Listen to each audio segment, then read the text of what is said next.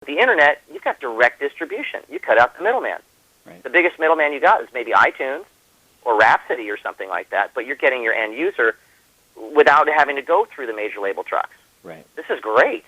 Right. So, I mean, granted, the downside is you've got a lot of crap out there, and it's like, again, having a million channels and fuck all to watch. But every now and again, you've got bands that are able to be independent and are able to build a following. And when you get past all the hype and all that stuff, getting people aware, there's some really good music out there.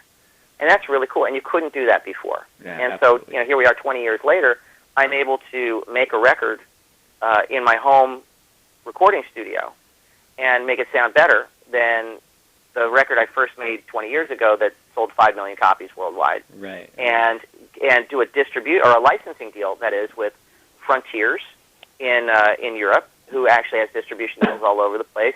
And I didn't sell them my real estate. I merely rented them my real estate. I get that back in a couple of years. Right. To go and make another deal some other place or go direct if I want to. Right. So, I mean, it's great. It's a great time to be a musician. Yeah. As long as you're a musician who is already established. I got to be honest, I don't know what to tell anybody who is coming up brand new going, how do I get a record deal? How do I break into this business? Dude, I mean, I really don't know. I mean, if the paradigm now is American Idol, which should be called Karaoke Idol, Right. I really don't know. Yeah. I don't know what to tell anybody. I mean, my joy comes from writing songs. Right. But I think that, for the last 5, 6, 7 years, the emphasis has really not been on songwriting at all. It's really been on, packaging. You can you're either selling art or you're selling product. Right. I think Nelson was really well done because we did both. Right. We sold product, and I feel, personally, even though I'm biased, I'm selling art as well. So. Right. Well, let's kind of close with 2 questions then. I'm sorry, I'm passionate about this. I'm sorry I'm talking so much. And No, I had 9 cups of coffee. It's totally awesome. I'm enjoying the talk. Okay. So what ultimately made you want to revisit the idea of sort of doing a follow-up 20 years after the fact? And was it more like you had material and you wanted to revisit the idea, or did you have the idea and then start writing material sort of as a bookend to After the Rain?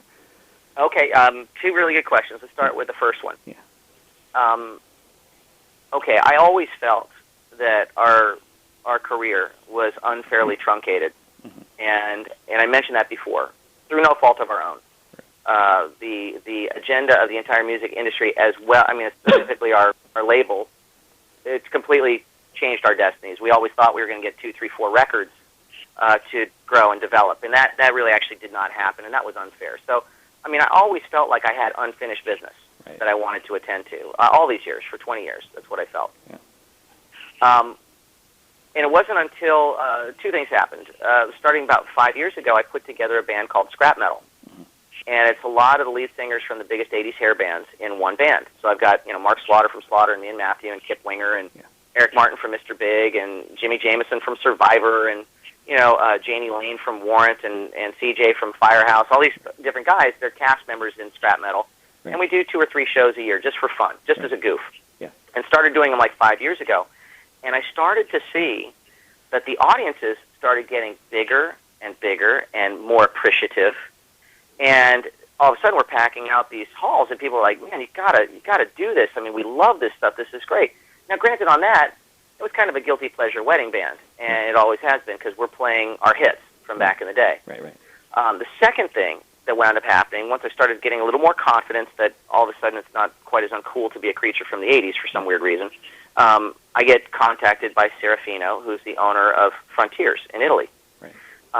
They've done some really great work recently. I mean, they did the most recent Journey record. Yeah. They're doing the new Whitesnake record. Yeah, they've done Extreme as well. So yeah. Extreme, yeah.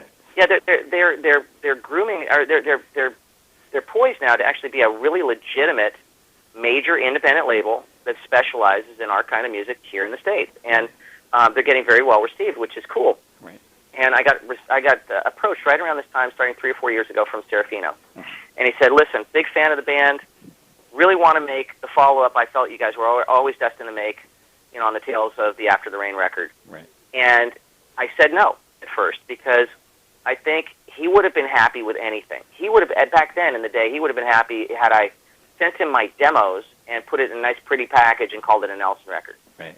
And that's not what I'm about. And I said, listen, with all due respect, if I'm going to do this record, the only way I'll do it is if I really freaking do it. I'm not going to kind of do it. It's got to be every bit as good, if not better, preferably, 20 years down the road, than that first record that you say you love so much. Right. So we're either going to approach it like a major label record or we're not going to do it at all. Right. And he kept on coming back to me for a couple of years. Finally, 3 years into it, he says, okay, Uncle, I give. What do you need? Right. I'll give you all the support you need to do this. And I said, well, clearly I need the budget that I need to make a real record. Right. Like if I want to use real strings on this thing, I'm going to use real strings. Right. You know, I'm not going to use a synthesizer. I'm going to do it for real. Right. And I'm going to use a great mixer. I'm going to use a great mastering engineer, and we're going to do it first class. Right. He agreed. I got to work. It took 13 months to actually record the album because I had to record all the instruments myself. Mm-hmm. And I took my time actually making sure that the song selection was up to par and wrote the record specifically for this event. There's only one song that shares a lineage with our past, and that's the single that Serafino chose to release over in Europe first, which is called You're All I Need Tonight. Mm-hmm. It was co-written by Mark Tanner and me and Matthew, and it was supposed to be for our very first record. It didn't fit on that record just as far as space is concerned. We had too many songs. Right. And so we had always saved that song was going to be the single for the second record that we thought we were going to be able to make, right. And we never did. So, you know, Serafino had heard the demo of that, and that was the only thing he insisted on. Everything else was written specifically for this record. Right. And you know, I'm really proud of it. Honestly, this is the first time I've ever been a part of a record, any record, where I can honestly say I wouldn't change anything. I wouldn't change any of the instrumentation. I wouldn't change any of the song selection. I wouldn't change the order. I wouldn't change anything. And it feels pretty good, man. I hope I'm not coming across as cocky, but it's really nice when you do something for, you know, personal vindication, not fan vindication or critical vindication at all. It's just I wanted to prove to myself that, yes, I always felt, you know, I had an idea that I had this record in me from way back in the day, but I wanted to prove to myself that I actually could get it done and get it done as well as we did, and I'm pretty proud of it. Yeah, from what I've heard, and I've only heard a couple of songs from on the site, but it does definitely have that signature sound that I was talking about. So I definitely hope that it does have a lot of both critical success and commercial success because I think it deserves it. Thanks.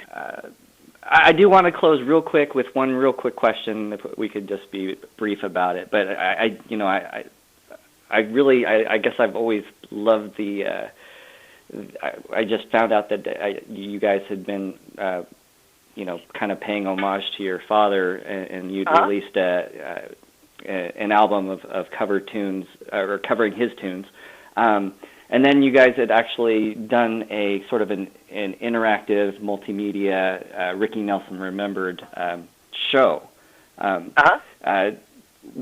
Basically, could you in maybe 2 minutes just tell me, what that covers, and is it a full blown show, or is it more of a like a retrospective? You guys share stories, or is it everything? Okay, it's all of the above. It's much more than a mere tribute show. Mm-hmm. It's a multimedia experience. Rick Nelson was the most televised rock star in history. He performed on the end of our family show, the Ozzie and Harriet Show. It was 14 and a half years, 435 episodes. Mm-hmm. And he really grew up in front of American eyeballs at a time when there were only 3 channels on TV to watch. Right. It was a real family playing a real family, and his whole musical career really blossomed, in front of American eyeballs. And it was the first use of television, the power of television, to market music. Right. And so we actually have incorporated a lot of those great clips and cuts from the show, his performances, interviews with his friends like Chris Christopherson and Paul McCartney and John Fogerty, as well as getting to tell as his sons the stories behind the songs. Right. So it's a real focused show of, it's 2 hours of great pioneering rock and roll, the stories behind them, what was going on in the world at the time, brought with love and humor and sincerity. It's a really, really cool show, and 180 degrees different from Nelson, the Arena Rock Band. It's something that we do to pay tribute to our dad because he was our best friend. Right, right. Well, like I said, it definitely sounded like a really great idea, and I mean that, like in every way. It just was like, I was like, wow, what a way to pay tribute to, give people a show and sort of revisit some really good stuff, So. Yeah. Thanks. Yeah. My guitar player best described it as a high integrity show. Yeah. And it really is. It's really cool, man. It gives people a lot of warm feelings. Sweet, sweet. Well, again, thanks so much for calling and talking. And again, I wish you luck on the album, and we'll definitely try to, put you out there and let everyone know that you're back and making music again. Oh, thanks a bunch. Thanks for the support, man, and I hope to meet you one day soon. Take care of SoCal for me. I appreciate that. Absolutely. All right, take it easy. All right, bye.